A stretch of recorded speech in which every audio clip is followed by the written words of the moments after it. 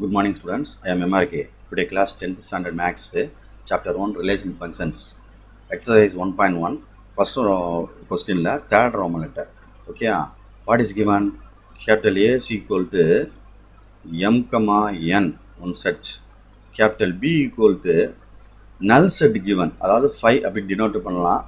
null set அப்படின்னு சொல்கிறது empty set அப்படின்னு சொல்லுவாங்க. அப்போ find என்ன கேட்டிருக்கு ஃபஸ்ட்டு ஒன்று A cross B.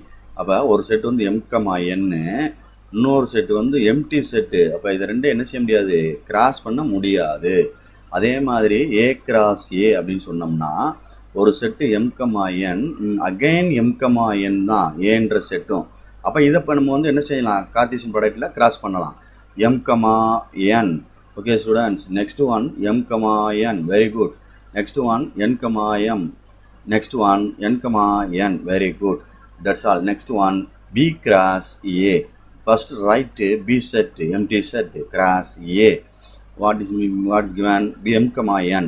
இது ஒரு செட் எம்டி செட்டாக இருக்குது. அப்போ அதை என்ன செய்ய முடியாது, பேர் பண்ண முடியாது. இப்போ எம்டி செட் வந்து ஆன்சராக எழுத முடியும். Can return as empty set. Okay students, okay, thank you.